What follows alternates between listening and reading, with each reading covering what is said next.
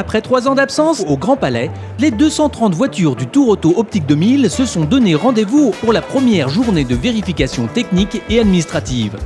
Patrick Peter nous présente cette édition. On a démarré en 1992, donc c'est la 21e édition. Toutes les éditions sont particulières puisqu'on change d'itinéraire tous les ans. Cette année, on va aller de Paris à Nice avec un bel itinéraire, 4 circuits, 10 spéciales. Une particularité en termes d'hommage qu'on rend à une voiture spécifique cette année, à savoir la 250 GTO, dont c'est le 50e anniversaire. La grande verrière du Grand Palais abritait également une exposition exceptionnelle de BMW Art Cars.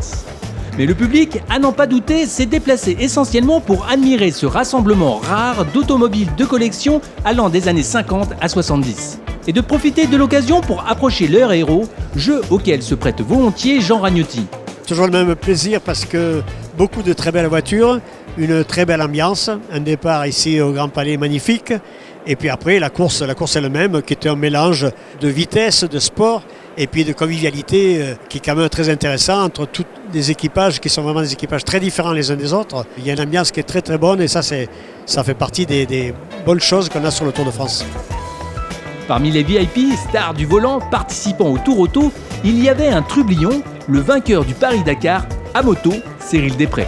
Pour changer du tout au tout, je préférais, tant qu'à venir dans une voiture, en prendre une américaine, avec beaucoup de chevaux, avec beaucoup de caractère, un joli bruit, et donc une Corvette. Ça va me changer de mes 2 roues, mais je suis plutôt content d'être au départ en tout cas.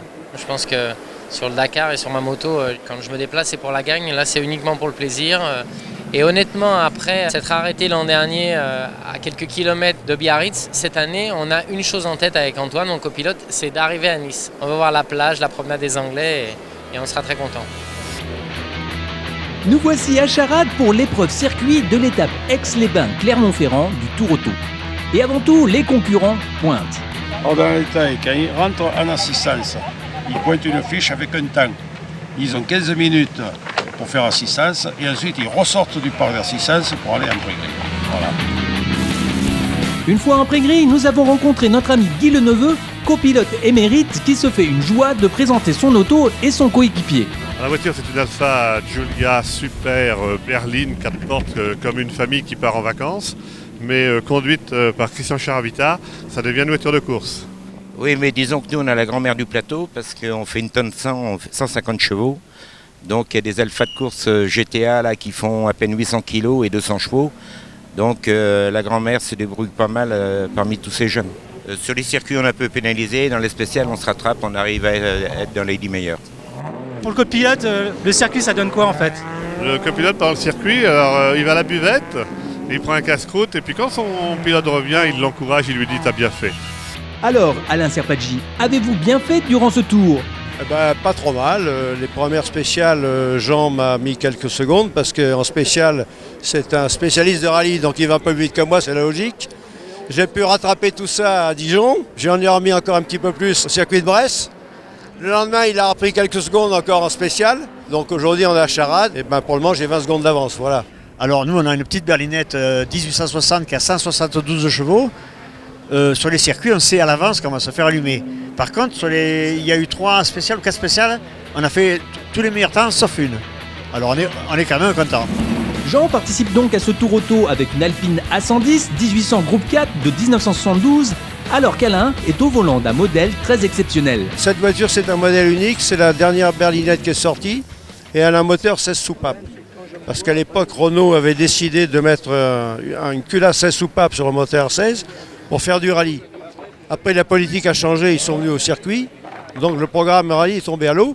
Et donc cette voiture n'a jamais couru, n'a pas été développée en fait. Alors ça fait 4 ans avec le propriétaire qu'on se bagarre pour la développer. Et là, on y est arrivé, ça commence à marcher et on l'a fiabilisé en plus. Voilà. C'est une voiture aussi qui est triangulée derrière, à l'inverse des berlinettes. C'est-à-dire qu'elle a un train arrière complètement réglable comme une monoplace.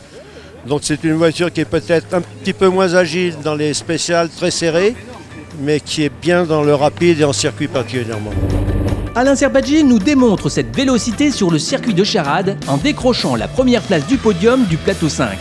Revenons avec lui sur cette épreuve. J'ai d'abord pris un très bon départ, parce que la première épingle, je sors deuxième juste derrière la Ligier, parce que je voulais absolument ressortir devant les Porsche, parce que j'ai dit sinon ils vont me gêner. Et puis en ligne droite, ils sont plus rapides, alors ils vont me rattraper après. Donc ce que j'ai réussi à faire, j'ai maintenu la deuxième place assez longtemps devant la Porsche 910. Et puis il est arrivé à me doubler quand même, c'est normal parce que la voiture est beaucoup plus puissante. Alors j'ai dit bon ben on finira troisième, c'est pas mal. Et puis j'ai ramarré la Ligier qui avait un problème de boîte de vitesse. Ah, j'ai dit bon ben je suis deuxième, c'est mieux. Et puis à 2 tours de la fin je crois, la BM a mis de l'huile partout, ce que j'ai vu tout de suite et ce que n'a pas vu Perrodo. Et dans la descente, il a freiné en plein sur la trajectoire sur l'huile, donc il est parti dans le bac à sable et voilà. Alors j'ai dit ben, j'ai gagné la course, voilà.